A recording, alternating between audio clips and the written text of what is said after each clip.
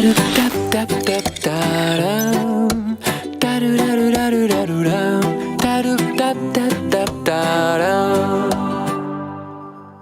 també hauran d'estar ben hidratats, Marta, hem de dir que són tots aquells que aquest dissabte vulguin pujar fins a Lluc, però no vos preocupeu, que ara vos donarem tots els consells de com mos hem de preparar bé per aquesta pujada.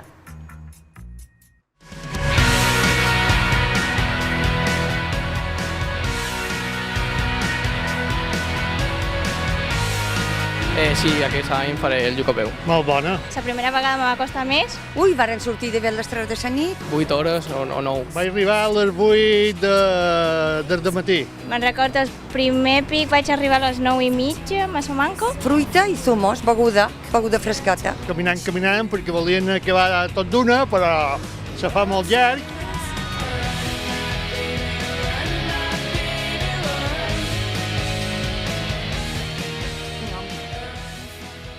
Aquest dissabte torna la marxa d'Esguella Lluc a peu sense restriccions i ho fa en la seva edició número 48. Els organitzadors esperen més de 6.000 participants en una cita històrica de l'estiu mallorquí. Ara bé, sabem com han d'anar preparats, com han d'enfrontar aquest repte. Això, Marta, per això tenim els convidats d'avui, que tenim en Xisco Antic, excursionista, i després aquest que participau, José Miguel, cada any en aquesta pujada a Lluc. És a dir, que millor que vosaltres per explicar-nos-ho, crec que no ho podríem fer. Sobretot, tenint en Xisco, que és un veterà en la matèria, com a potenciador i creador d'aquesta proposta, també que s'incorpori en aquesta xerrada és un autèntic luxe. Així que a tots tres, benvinguts i moltíssimes gràcies per ser-hi amb nosaltres. Moltes ganes, imagino, no? Perquè, clar, això ho hem de dir, començar fora restriccions, Xisco, després d'aquests anys on m'imagino que els que estimau aquest repte, perquè ja ho qualificam així, m'imagino que hi ha molta il·lusió, no?, després del que hem viscut. Sí, hi ha molta il·lusió, veig que la gent molt estan telefonant cada minut, i enguany hem tingut un sorpresa molt grossa. L'altre dia me telefona una companyera que diu de Marró, de les redes socials, i m'ho diu: Xisco, tenim una americana que ve també a la marxa. No me diguis, Xisco. Sí, una senyora de Califòrnia, San Francisco, que es va posar en contacte amb aquesta data per venir a la marxa. Ja és internacional, i d'això, Sí, van quedar sorpresos. Hi ha molta gent estrangera a la punta, m'ho ha telefonat gent de Tarragona, que també ve, gent de tots els pobles de Mallorca, incloït Eivissa i Menorca. Però això d'aquesta senyora d'Amèrica m'ho va donar una satisfacció enorme. I bueno, això, bé, les redes socials, com se volta, les pàgines, això m'ho dona molt d'això, en medi de comunicació. I van dir, coño, diguen tot l'hòstia contenta del cel, que és l'alegria que pot tenir que la seva obra sigui mundial. Home, sempre ha vengut gent de moltes parts del nostre país, però sí que és vera, gent de tant de fora. No sé si l'havíeu tingut en altres ocasions. Sí. Per exemple? Bueno, ahí me pide qué hace falta para... No, yo le demanaba, que comentábamos con Xisco, que hay gente de todo el mundo, pero no sé si de tan lejos habían tenido ustedes en otra ocasión. De todas partes, porque esto es una ciudad turística, mucha gente que viene a lo mejor a otra cosa aprovecha para probar y le gusta. Y entonces, pues, a otro año ha habido gente que ha vuelto expresamente en esta fecha para poder hacerlo. I és molt... Clar, dèiem, poder pujar a Lluc a peu. Això ho dèiem així i qualcú pensarà, jo a Lluc a peu no arribaré. El que mos demanem és, qualsevol persona està preparada per fer aquesta pujada o has d'estar entrenat? Això crec que és millor que estar. Aixecant sencers, què vol dir això? El seu seria, anaria entrenat. El seu seria que abans d'arribar el dia de fer la pujada, de fer la marxa de Guaia Lluc a peu, primer va fer altres caminades, va ser preparat una mica. Ara ja no hi som a temps. No, ja tenim el punt, ja feim tard, marxa. Ja no tenim temps. Per tant, però així tot encara se pot aconseguir i se pot fer. Me perdoni un segon que tenim un petit problema amb el seu micro, però ara tot d'una ho recuperarem i així podrem sentir-lo bé i conèixer tots els detalls d'aquesta jornada. Quina solució? Pues mira, des del 2019, quan va entrar l'equip nou, que jo presidís, tinc son de presidir, pues van sortir d'Inca ja, i sortim d'Inca. I enguany sortim també de l'Aró. És que hi ha altres punts que a vegades la gent no ho sap. De Marratxí, pot sortir Santa Maria, pot sortir Consell, pot sortir Binissalem, pot sortir Lloseta, d'Inca i l'Aró. Això que ho sàpiga la gent, que és molt important. I més fàcil no ho poden posar, del vostre mateix poble podrem partir. Ja han dit que s'espera més de 6.000 participants, però és que per molt no és la primera vegada que faran aquesta marxa, tot i que també n'hi ha que s'inicien enguany. Tant és així que fins i tot hi ha gent que ve de diversos punts del món, ho dèiem, però ho ha comprovat el nostre company en Xavi Ara, que ha parlat amb alguns membres de l'organització. I d'aquí a la plaça del Güell ja està quasi tot a punt perquè dissabte a les 11 del vespre es doni el sus de la edició número 48 de la marxa del Güell a Llucapeu. És per això que avui hem vingut fins en aquest punt on es fan les inscripcions. Per això tenim aquí na Flora. Bon dia, com estàs? Com esteu? Flora, primer de tot, com estàs duent el tema de les inscripcions? S'ha apuntat ja molta gent en aquests darrers dies? La verdad es que lo llevamos con muchas ilusiones, pero también con mucho trabajo. Hay ahora mismo más de 2.000 personas apuntadas y se espera que se lleguen a apuntar, al menos deseamos que lleguemos a los 5.000. Ya digo, hay muchísima gente apuntada este año y de muchos lugares, que eso es lo que nosotros queríamos. Flora, és el que m'has comentat abans, que venen de molts llocs, no només de Mallorca ni d'Espanya, sinó de molts llocs del món. Me dius que venen fins i tot gent oposta que ve a Mallorca per fer la marxa únicament. Sí, de hecho fue una historia bastante graciosa. Una mujer que viene de fuera de España, en concreto de Estados Unidos, viene exactamente solamente para hacer la marcha porque ella es una persona que le gusta hacer deporte. También viene gente de Alemania, Holanda, hasta China. No sabemos si vienen exclusivamente para hacer la marcha, pero nosotros encantados de que vengan y participen en la marcha del Güell a Llucapeu.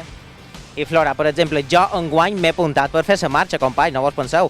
Jo m'he apuntat per fer la marxa, quin procediment hauria d'haver seguit? Jo m'he apuntat per la pàgina web, però jo no tinc encara el dorsal. Vale, no, nosotros queremos que la gente, a ser posible, se apunte por la página web, elija desde dónde quiere salir, desde Palma, Marratxí, Inca. Este año incluso hemos añadido Alaró.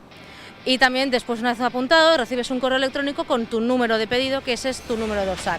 Y lo que nosotros pedimos es que una vez tenido ese número de pedido, venís a nuestra mesa que tenemos aquí en la Plaza Güell, donde está nuestra encantadora Rosa y nuestros voluntarios, en la que ella te preguntará tu número de dorsal y una vez que se lo das, básicamente te rellena el número de dorsal y te da una bolsita con estos materiales que incluimos, que son la cantimplora para que te puedas mantener hidratado ante todo, la camiseta que estamos regalando por la marcha y, lo más importante, un brazalete de identificación para el reflectante, para poder ir seguros a la carretera. Perfecte. Flora, moltíssimes gràcies. Anem a demanar-ne Rosa. Rosa, jo estic apuntat per fer la marxa, jo tinc el dorsal número 608.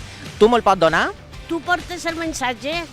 Sí, te l'he ensenyat abans, ara me falta que m'apuntis el dorsal. Vale, pues jo ara t'apunto el dorsal i no tens que perdre el dorsal perquè és molt important, perquè n'hi ha un... Què cobreix aquest dorsal? Quines incidències pot cobrir? Pues mira, si tu te tens qualsevol cosa te passa, així n'hi ha un seguro de responsabilitat civil. A més, durant tot el trajecte n'hi ha cotxes escoba i n'hi ha ambulàncies, perquè si te t'has torcet el peu, pues te ho arreglen. Perfecte, i a més també cobreix servei de transport, no? Exacte, a més, molt important, serveix perquè quan estigueu en Lluc, l'autobús, el tren i la MT entra gratis en el dorsal. Perfecte, Rosa, moltíssimes gràcies. Bona caminata. Moltíssimes gràcies, jo recollesc el meu dorsal i, companys, jo ja estic apuntat, jo ja ho tenc tot a punt per anar a la marxa. Només me queda, pues bé, venir dissabte a les 11 del vespre aquí a la plaça del Güell. Sí, aquest any faré el Llucapeu. Molt bona. Allò me va anar molt bé. M'agrada molt, al principi la primera vegada me va costar més perquè m'aturava molt, però ja la següent vegada ja sí vaig disfrutar. Ui, varen sortir de bé les 3 de la nit i varen arribar jo de bé a les 11:30 del migdia. Crec que 8 hores o 9. Vaig arribar a les 8 del matí. Me'n recordo, el primer pic vaig arribar a les 9:30, més o manco, i el segon a les 8 i poc. Fruita i zumos, beguda frescata. Un camí bastant llarg i dur. Ho vàrem passar bé, vàrem anar a un grup d'amics i res, i caminant, perquè volien acabar tot d'una, però se fa molt llarg. Pomes, iogurts i aigua i Coca-Cola si volies. ja veiem que cadascú se preparava i duia la motxilla, el que ell trobava per fer aquesta pujada de Lluc a peu. Han vist en Xavi? 608, el dorsal. Preparat, ja el tenia. I de Xavi, escoltes, i ara has d'anar a Lluc perquè ara t'ensenyarem i vos ensenyarem a tots com haurem de preparar, que han de dur dins la motxilla, perquè ja veiem que hi ha una bona tirada, aquesta caminada. Xisco, hem de començar xerrant un poc. Clar, caminam, però caminam per asfalt, gran part d'aquest, és a dir, que les sabates han de ser unes sabates especials. Quines sabates mos recomanes que duguem? Sí, bueno, jo recomano unes sabates lleugeres, com puguin ser aquestes perfectament, sobretot que no siguin d'estreno, que ja les hagin duit abans i que ja hagin fet el seu metre al quilòmetre. Perquè fa molta calor també, tot i que... I sobretot perquè és asfalt, que no és el mateix que anar a caminar per la muntanya o per camins o per terra, però bueno, unes tipus així seria estupendo. Roba lleugera, això està clar. He vist que es prepara fins i tot màniga llarga, perquè clar, mai se sap, no? Aquí tenim una camiseta tèrmica que en la calor que fa convé que sigui, que transpiri molt bé, que tregui la suor, que no... I més aquests vespres que fan darrerament, doncs, hem d'agrair. Hi ha molta gent, la gent suarà i hem de conviure. I sempre n'hi ha més còmode amb una roba adequada que no massa abrigat. Això per...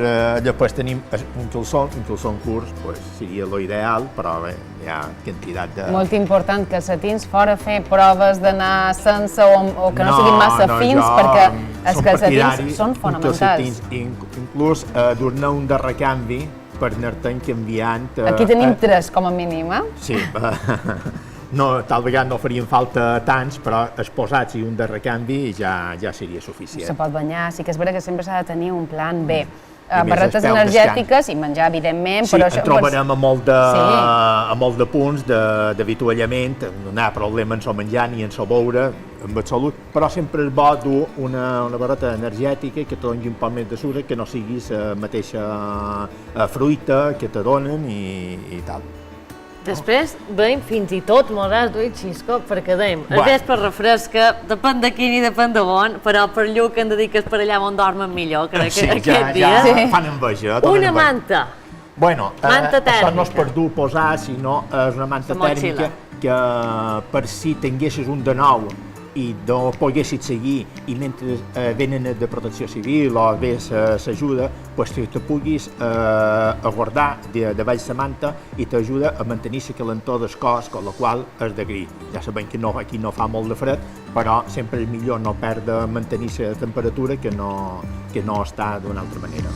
Aigua, per descomptat, tot i que podrem anar omplint al llarg del trajecte, que la gent no passi pena, però dur la nostra pròpia botella. Sí, i sobretot per anar omplint, i al darrer tram, quan ja surt d'aquell mari, que ja estàs bastant cansat, i te ve la gran pujada per arribar a Lluc, sempre és bo dur la teva aigua, que has anat omplint en tant en quant, però mai quedar-se sense aigua.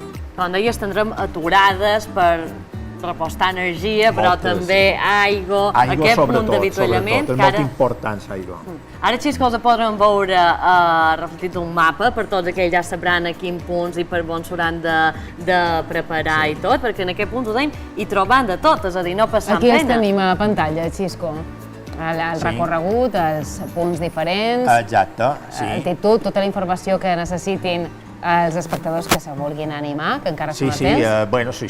Si sortim de Palma, ja sabem que poden sortir de diferents punts, però si sortim de Palma, fins que no han sortit del casc d'aquí de Palma, a partir de Santa Maria ja se comença a fer més entretengut i ja ha sortit dins ciutat. I després el darrer tram, que per jo és el que més m'agrada, que és d'aquell Mari a Lluc, que és el més que va ja dins muntanya i és el més entretengut. Veiem que en aquests 47 quilòmetres a la Xisco trobaríem 11 punts per fer aturades per agafar aigua i 9 altres per sòlids. Sí, exacte, és així, que trobes tant, sobretot begudes líquids, que és el més important, i menjar i fruita, que no en faltarà. Home, 11 i 9 sí que és vera que són punts importants, no? I que la gent no passi pena, sobretot la gent... Hi ha molta gent que comença enguany, no sé si tal vegada per la il·lusió, per les ganes... Supos que sempre n'hi ha qualcú que és la primera vegada que ho fa, i que són els que que s'hauríem d'estar més al tanto, però jo crec que és il·lusió i un que està content i vas amb els amics i xerres, i jo crec que és entretengut i... Home, té una part molt emocional, el que és anar d'esguella a Lluc a peu, són moltes persones al llarg dels anys que ho han fet, no? Tots recordam, fins i tot persones que ja no hi són amb nosaltres, no? D'una forma o d'altra, José Miguel, vostè va perdre el seu fill, fer aquesta caminata és una forma també de retre homenatge al seu fill. Sí, es bastante importante, se conoce mucha gente, es muy importante caminar con cabeza, por supuesto. Pero le decía también, es una forma de homenajear a las personas que no están, ¿no? Claro, hablábamos de todos los que desgraciadamente no están con nosotros, todas las personas que han recorrido, que han participado en esta caminata y sobre todo personas a las que se echa de menos, ¿no? Y comentábamos el ejemplo de su hijo. Hacerlo es como rendir un homenaje a esas personas que no están, que es la parte positiva, ¿no? Esta caminata quizás sea mucho más que una caminata precisamente por ese valor, ¿no? Siempre se hace por algún motivo. Claro, a veces hay promesas incluso, ¿verdad? La primera vez fue una promesa y luego lo hice por otra cosa. Y esta última que hice en el 2019 fue por el hecho de mi hijo, que como mi hijo lo habían puesto aquella piedra y era el patrocinador de la huerta, de la salida, pues entonces yo tuve que, aparte que me encantaba, pues tuve que ir. Ya tenía una edad un poquito, pero tuve que ir y fui y lo pude hacer. Y entonces yo creo que si con casi 70 años que iba a cumplir en unos meses, lo pude hacer perfectamente. Lo va a poder hacer seguro, José Miguel. Creo que cualquier persona que más o menos se prepare un poco, lo hace también. Y claro, yo lo hice como un homenaje a mi hijo. Y desde aquí también le rendimos ese homenaje, ¿no? Y por eso se lo preguntaba, un poco con el objetivo también de rendir homenaje no solo a su hijo, sino a todas las personas que han participado, que ya no están, claro, ¿no? Es que han participado muchas personas que ya no están, no solamente, mi hijo murió por una enfermedad, pero también hubo hace tiempo un soldado que subía un camión Cuba y volcó allí, en la carretera de Lluc, y murió allí. Y muchas personas que participaban, de los mismos nuestros que tal. Tofford, que murió el año pasado, y claro, iba siempre a todas las reuniones y tal. Y entonces es un momento para acordarnos de toda esta gente, claro, es importante. I doncs en recordam d'ells, des d'aquí retem aquest homenatge i animam a les persones que no ho hagin fet, això sí, que hagin practicat abans un poquet, que no s'animin així sense fer l'exercici que recomanàvem abans. A tots ha estat un plaer tenir-vos, molta sort de cara al cap de setmana i que hi hagi moltíssima participació enguany, que el que sabem és que hi ha moltes ganes. Gràcies.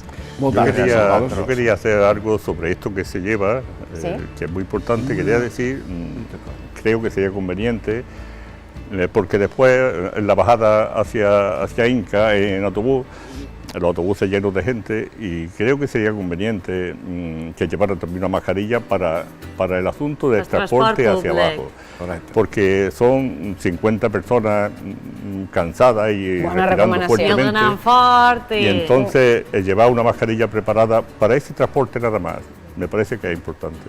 Una cosa més a ficar dins la motxilla, que se mos havia oblidat. És que és obligatori dur mascarilla per anar en transport públic, perquè van anar amb l'autocar, després agafen el tren, i és molt important que en les restriccions sigui en el transport públic que han de dur la mascarilla. De recordar a la gent que ha de dur la mascarilla. Incorporam aquesta recomanació a la sèrie de consells que hem donat. Si no permetiu, recordar que la gent no s'assusti, perquè feien els quilòmetres que feien, els nostres cotxes escobes i els autocars que els recolliran. Això també dona tranquil·litat. Enguany hem ampliat la marxa salut perquè les persones majors ho puguin fer tranquil·lament. Gràcies als poders consells de Mallorca em poden parar més autocars i em poden parar més cotxes perquè puguin ajudar les persones que això.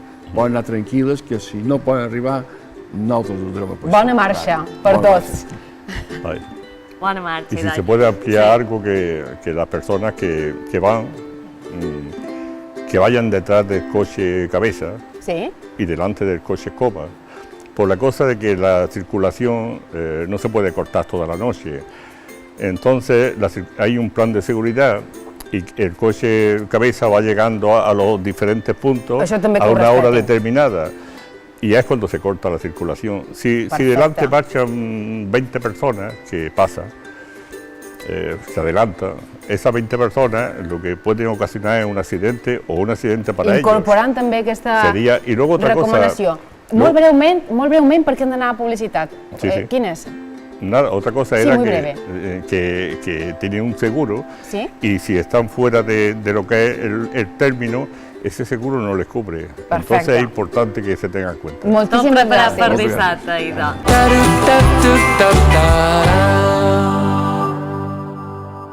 Una empresa especialitzada, si vos sembla, hem conegut una, Rocío Carretero, de fet, ha anat a xerrar amb persones que precisament es dediquen a extreure l'amiant de forma específica i professional. Mireu.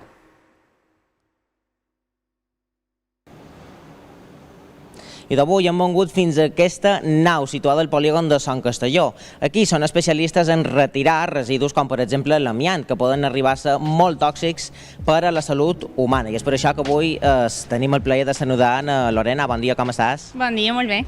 Gràcies per atendre els 5 dies. Lorena, primer de tot te volíem demanar quin és el procés que seguiu a l'hora que un client vos contacta i vosaltres vos comprometeu a fer la feina d'anar a retirar, per exemple, amiant. Sí, normalment el client ens contacta i nosaltres anem a fer una visita per veure, fem unes fotografies i uns mesuraments, venim, fem el pressupost, ens accepta i ja comencem amb el pla de treball específic. Quan ens accepta la Direcció General de Treball i Salut, 5 dies abans de la feina comunicam l'inici de feina i ja ens desplaçam a realitzar la feina en totes les mesures adequades per protegir els treballadors que la fan. Ara, per exemple, te mostraré aquí un operari, Nivan Sánchez. Clar, això te volia demanar jo, perquè veig que teniu una cabina. Aquesta cabina per què serveix? Aquesta cabina serveix per quan comencen la feina, s'abasteixen, passen a través de la cabina i ja surten vestits, i també quan surten, acaben de fer la feina, passen per els 3 nivells de la cabina i se descontaminen per ja sortir en la roba normal. Ara jo te puc explicar aquí en Ivan que he posat unes sabates, un mono d'un sol ús, uns guants. És important que quedis guants ferrats, que no puguin entrar les fibres d'amiant.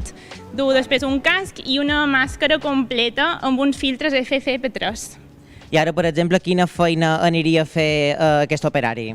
Ara, per exemple, tenim aquí una saca amb plaques i un dipòsit.